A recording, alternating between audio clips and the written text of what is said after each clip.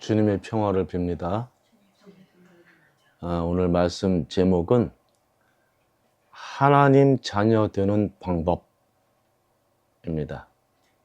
하나님 자녀 되는 방법. 본문 말씀은 마태복음 5장 9절에 있는 말씀입니다. 한번 봉독해 드리면 마태복음 5장 9절입니다. 평화를 이루는 사람은 복이 있다. 하나님이 그들을 자기의 자녀라고 부르실 것이다. 말씀 제목은 하나님의 자녀 되는 방법입니다.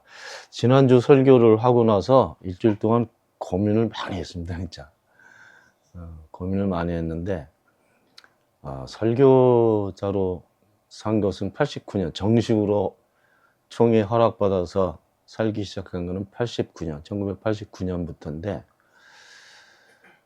거의 매주 설교했지, 그죠? 매주 설교. 거의 한 번, 두 번 모르겠어요. 거의 빠진 적이 없는 것 같은데 설교를 했는데 지난번 설교를 하고 나서 좀 충격이었습니다. 왜 그랬냐면 지난주 설교 제목이 인생 평균치였는데 결국은 복에 관한 말씀이었거든요. 그래서 복이 무엇인가? 그 설교하고 났더니 그 다음에 설교할 게 없는 것 같은 거예요. 그래서 고민하다가 그래도 아직까지는 설교를 해야 되니까 뭘 설교를 해야 될까? 그래서 고민하는 가운데 탁 머릿속에 떠오르게 하신 단어가 하나 있던데요. 그 단어가 평화입니다.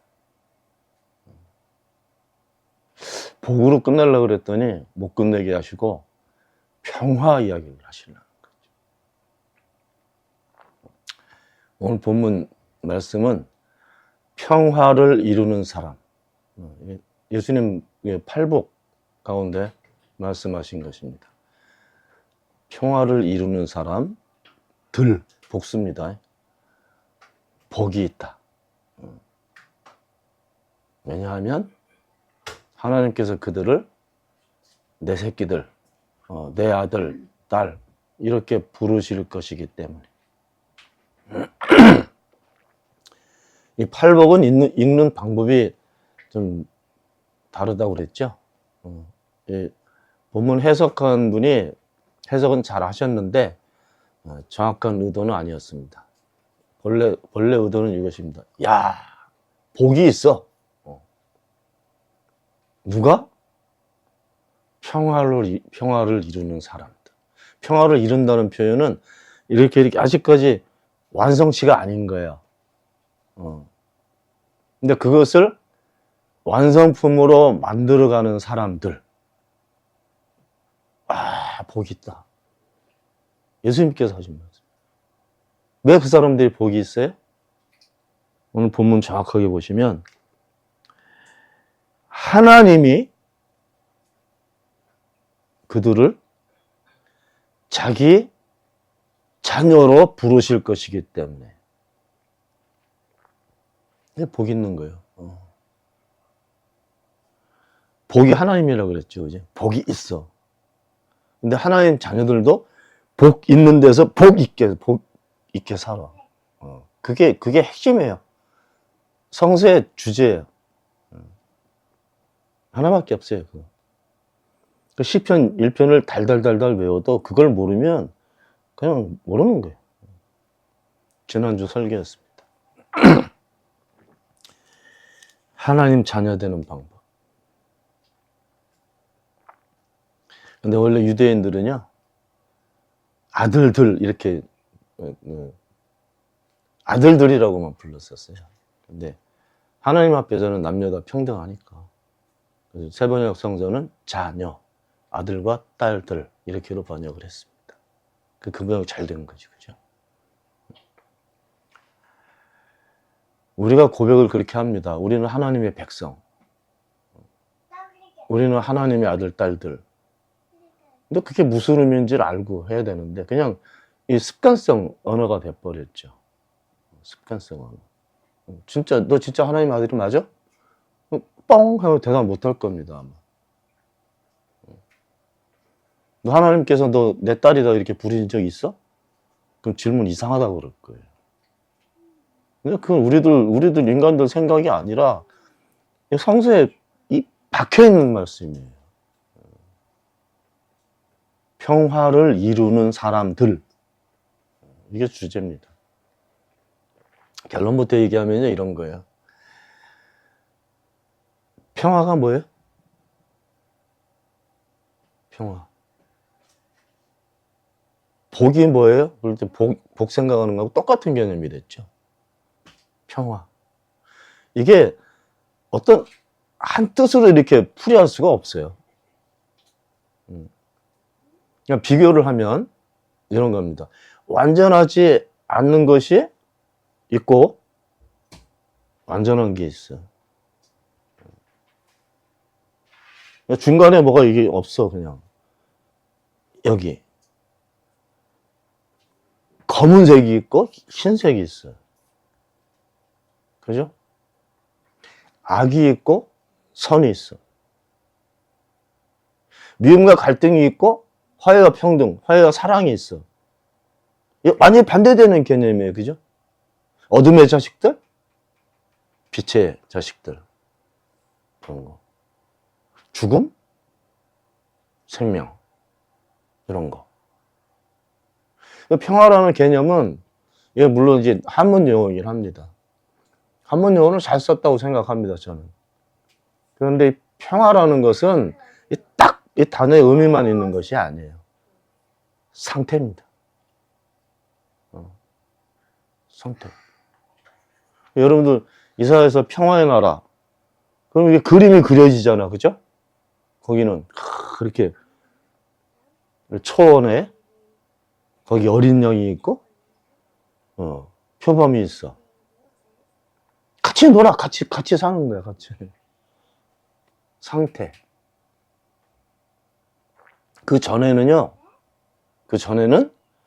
이 양은 이 사나운 짐승들이나 이게 잡혀먹는 존재였다고. 그 상태가 잡혀서 죽는 상태야. 예전의 상태는. 그냥 그거 설명할 수 있어요? 그냥 그 상태로 이해해야 돼, 상태로. 독사와 어린아이가 같이 놀아. 이게 말도 안 되는 얘기, 그죠? 근데 상태가 전에는 쪼그라들고 부족하고 없어지고 죽고 죽이고 이런 상태가 있었는데 평화의 나라는 뭐예요? 그런 게 없어지고 너도 살고 나도 살고 같이 살고 종류가 여러 종류의 그 생명체들이 같이 있는 거예요. 그게 뭐라고요? 평화의 나라? 그거를 이해해야 평화라는 말 뜻을 이해를 합니다. 그것을 이해해야 오늘 본문 말씀에 평화를 이루는 사람들이 누군지를 알게 되는 거죠. 평화는 상태예요, 상태. 존재하는 그 상태. 근데 그거를 이해하지 못하면 몰라요. 하나님 뜻이 뭔데? 하나님 뜻이 뭐예요? 하나님 뜻도 얘기해야 돼. 여기 평화와 관련돼서는요, 하나님의 뜻이 무엇인지를 알지 못하면 성우가 모르는 거야. 하나님 뜻이 뭐예요? 보세요. 예수님께서 제자들에게 가르쳐 주셨던 기도 있잖아요. 그죠? 주님의 기도. 그 내용이 이렇게 되어 있습니다. 하늘에 계신 아버지. 하늘이 어딘지 몰라요. 그냥 여기 땅이 아니라 어딘가 존재한다 이런 표현을 하늘이라고 옛날에 생각했던 거예요. 우리나라 동양 사고에서도 마찬가지죠. 옥황상제가 있는 데는 거기는 천국이야, 천국. 하늘. 하늘이 어디 있어요? 정의 못합니다. 그냥 상태야. 어디 있다! 이렇게 정해진 장소가 아니라니까요. 그래서 그 하늘은 신학적으로 이렇게 정의 내리면 하나님께서 계시고 하나님의 능력이 있는 곳. 그래서 우리 찬송가도 있잖아요. 내 주 예수 계신 곳이 그 어디는 하늘나라. 예수님 계신 곳이 왜 하늘나라예요? 하나님의 능력이 있는 곳이니까. 하늘에 계신 나의 아버지. 아버지라고 그냥 호칭한 거예요. 우리가 믿는 신을, 하나님을, 야훼를, 당신의 이름이 거룩합니다. 거룩이란 개념은 이 세속적이고 더럽고 섞여 있는 것에서 그것과 관계없는 분리된 거. 거기에 섞이지 않은 거. 마리사이야. 그래서 거룩한 존재라고 표현이 된 거죠. 그러니까 하나님은 이렇게 속된 분이 아니야. 그런 표현이기도 하고, 하나님은 이렇게 섞여 있는 분이 아니야. 그런 표현이기도 하고, 하나님은 바르고, 옳고, 크고, 강하고, 이렇게 표현한 거죠. 그리고 하는 기도가 뭐였어요? 아버지의 뜻이 거기에서 이루어진 것처럼 이 땅에서도 이루어지게 해주십시오. 그걸 알고 기도해야 되는데, 그죠? 그럼 거기서 하나님 계신 거기, 하늘에 표현된 거기에서 이루어진 게 뭐예요? 그게 뭐예요? 평화. 그러니까 평화라는 개념은 제가 조금 전에 예를 들었지만 어두운 거, 밝은 거야. 불완전하고 완전한 거예요. 평화는 상태라고 그랬지. 어둠, 밝음이 평화야. 죽음, 생명이 평화야. 그래서 평화의 나라를 생명의 나라라고도 부르는 거예요. 생명은 뭐예요? 있는 거지. 우리는 다 했지만 우리 몸도 설명 잘 못하잖아요. 생명은 살아있는 거야. 생명의 주인은 누구예요? 하나님. 그럼 생명은 뭐예요? 누구예요? 하나님. 이 평화라는 개념은 그래 큰 의미의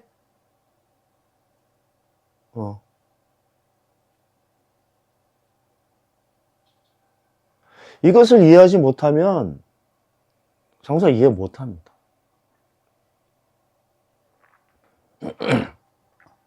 하나님의 뜻이 뭐예요? 하나님의 뜻은 하나님을 위해서 세운 뜻이 아니에요. 그럼 누구를 위해서 세우신 뜻이에요? 나를 위해서. 우리 사람들, 우리 생명들을 위해서 세우신 뜻이에요. 그럼 하나님의 뜻이 뭡니까? 평화.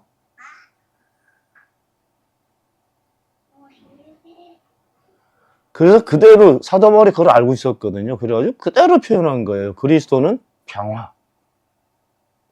하나님은 평화. 하나님은 사랑이시다. 다 그 범주에 속해 있는 거예요. 복, 평화, 사랑, 완전함, 다 같은 뜻이에요.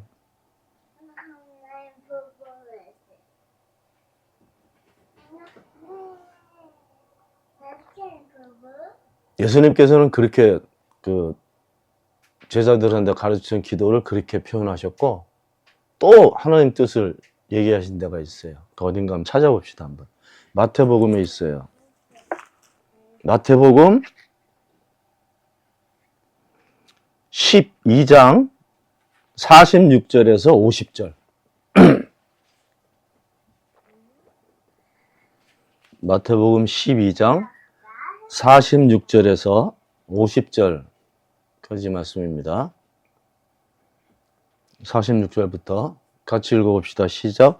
예수께서 아직도 무리에게 말씀하시고 계실 때에 예수의 어머니와 형제들이 예수와 말을 하겠다고 바깥에 서 있었다. 어떤 사람이 예수께 와서 말하였다. 보십시오. 선생님의 어머니와 형제들이 선생님과 말을 하겠다고 바깥에 서 있습니다. 그 말을 전해준 사람에게 예수께서 말씀하셨다. 누가 나의 하나님 어머니이며 누가 나의 형제들이냐. 그리고 손을 내밀어 제자들을 가리키고서 말씀하셨다. 보아라, 나의 어머니와 나의 형제들이다. 하늘에 계신 내 아버지의 뜻을 따라 사는 사람이 곧 내 형제요, 자매요, 어머니다.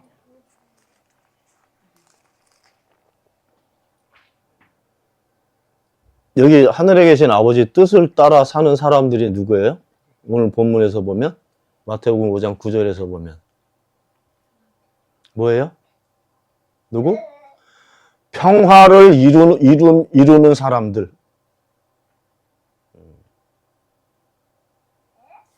여러분들 잘 보세요. 이게 혈연 관계를 부정하는 것이 아니에요. 혈연 관계는 사람도 있고 동물도 있고 식물도 있고 다 있잖아. 그죠?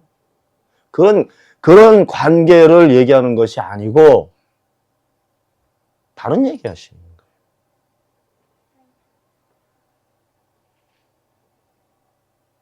하나님의 뜻이라는 것으로 공통점이 있잖아요. 하나님의 뜻을 이루는 사람, 그것을 본문으로 얘기하면 평화를 이루는 사람들이에요. 평화를 이루는 사람들. 그 사람들이 형제고 자매고 내 어머니다. 예수님은 그렇게 말씀하신 겁니다. 예수님 그 활동하시면서 집 떠나 사시잖아요. 그 전에도 얼마 동안 사라졌어. 집 떠나서. 혈연 관계를 중요시하지 않은 것이 아니지. 그렇지만 더 큰 것, 더 원리적인 것을, 기본적인 것을 말씀하신 거예요. 같이 모여서 같이 먹고 자고 같이 살고 이렇게 사는 것도 사는 거지만 정말 하나님의 뜻을 따라 사는 사람들이 그 당시 없었다는 거지. 없었다는 거예요. 강조하신 거예요, 강조. 오늘 본문에서도 평화를 이루는 사람들, 하나님이 너 내 새끼들이야 이렇게 왜 이렇게 말씀하셨을까? 그 뜻을 중요하게 생각하고 사는 사람들이 어떤 시대라는 거예요. 다 자기들의 뜻, 자기들의 당력, 자기들의 이익, 자기들의 힘 이런 것만 가지고 이 말씀은요 지금 현대교회도 그대로 100% 적용됩니다. 현대교회 평화를 이루는 사람들이 없어.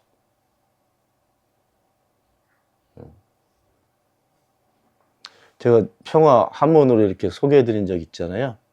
평화는 평평한 거야. 평자는 화는 이 쌀이 입으로 들어가는 거예요. 똑같이. 초대교회가 같이 먹고, 같이 살고, 같이 찬양하고, 이렇게 살았어요. 거기서 제일 중요한 게 있다고요. 뭐냐고? 먹는 거. 먹는 것이 차별화되는 순간에 평화는 없어진 거예요.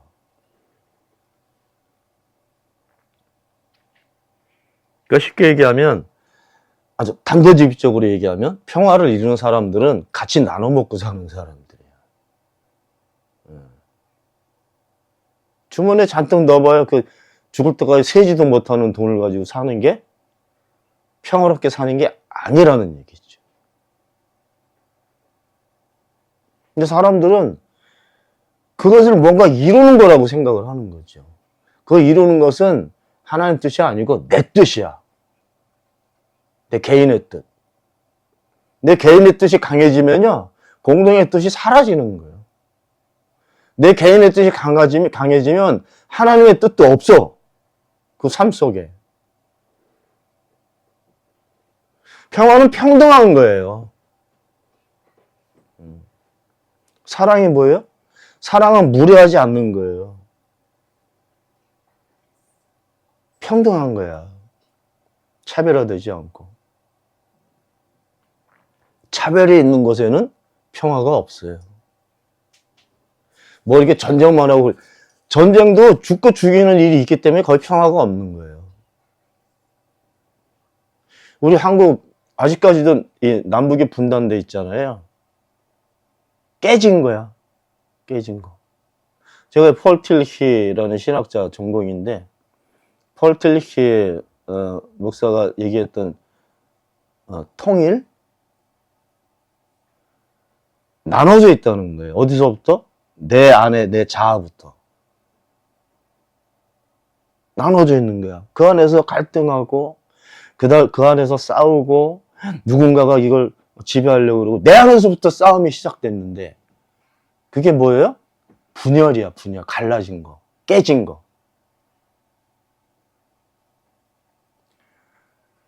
제가 전공이 성령이에요. 성령론. 성령은 무슨 일을 하시는요? 이 갈라지고 깨지고 부서지고 나눠진 것을 통일시키는 영. 하나로 만드는 영.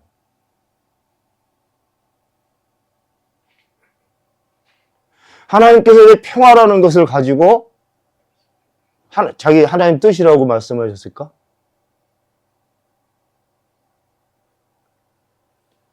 여기는 분열과 깨짐과 갈등과 이런 게 없고 같이 있는 거예요. 하나. 우리는 한반도 상황이 그래서 평화롭지 않은 거예요. 왜? 깨져 있기 때문에. 그래서 통일운동을 했잖아, 우리는. 우리 한국 기독교 장로회는 통일운동을 했어요. 통일? 그리고 인권 문제도 많이 얘기하고. 근데 그 당시 70년대, 80년대 때 통일을 얘기하면요, 빨갱이가 됐어요.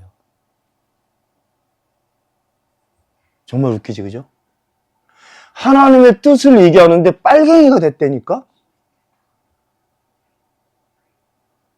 그냥 국가보안법으로 잡아가지고 감옥에 놓고 막 그랬어요. 그래서 우리 선배 목사님들은 감옥에 수도 없이 갔어.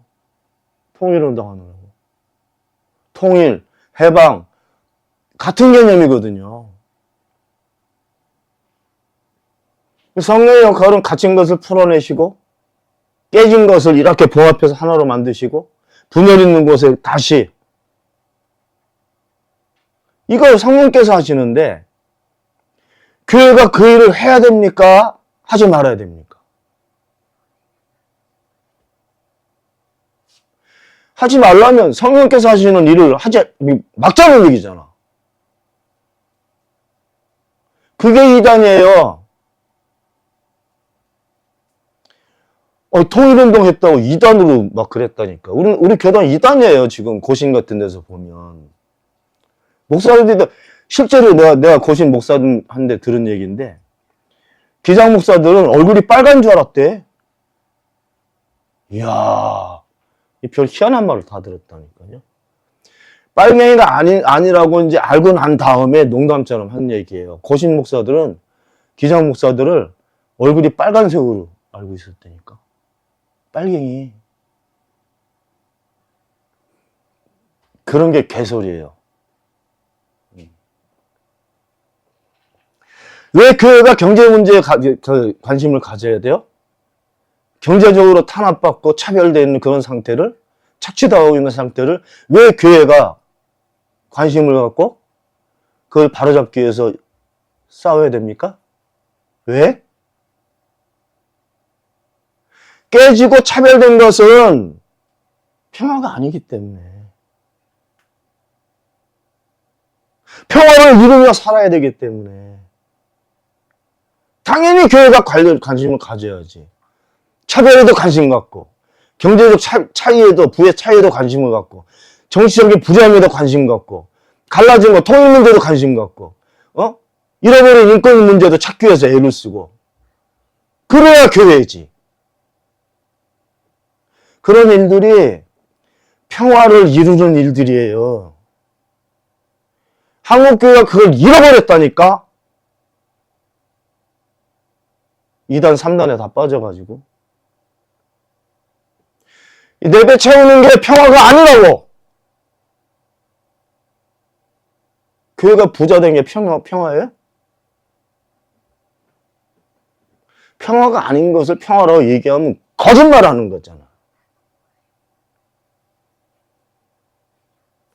마귀는 속이는 자, 거짓말쟁이에요.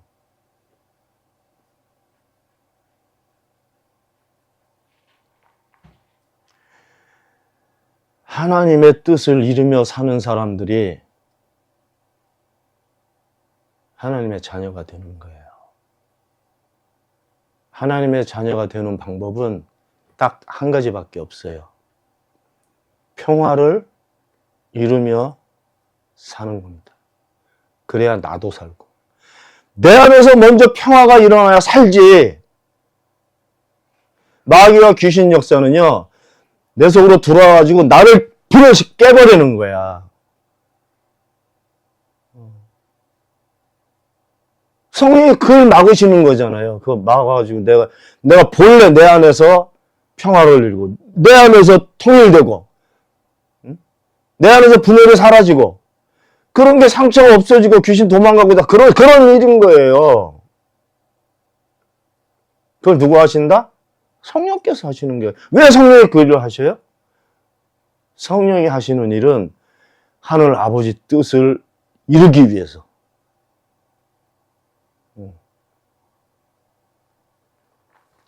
근데 그런 일에 관심 가지면 빨갱이라고? 그런 괴상한 말도 안 되는 논리를 가지고 교회를 이끌고 믿음을 전한다고 얘기하고 다 가짜라니까요. 두고 보세요. 다 사라지고 말 겁니다. 우리들이 살아있는 동안에 다 사라지게 될 거예요. 점점. 이건 하나님께서 주사람께 정확하게 보이신 환상입니다. 망하고 있어요, 지금. 왜? 평화를 이루는 사람들이 없기 때문에. 평화를 이루는 사람들이 없으면 성령께서 움직이실 이유도 없어요. 하나님의 뜻도 없어지는 거야. 뭐 가지고 살아요? 매우 중요한, 오늘 설교는 매우 중요한 설교예요. 여러분들이 평화를 이루는 일을 하면서 살기를 바랍니다. 거기에 우리가 살 수 있는 유일한 방법이 있어요.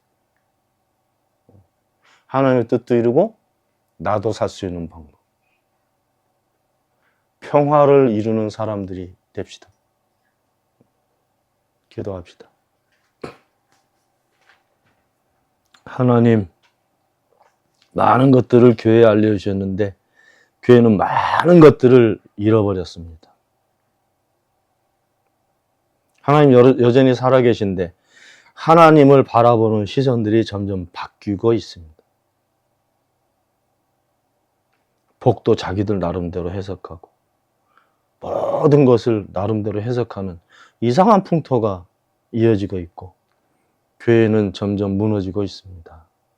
하나님의 크신 뜻, 이제 사람들이 그 뜻을 좀 알고 살 수 있도록 하나님 역사해 주시기를 바랍니다. 우리 주 예수 그리스도 이름으로 기도하옵나이다. 아멘.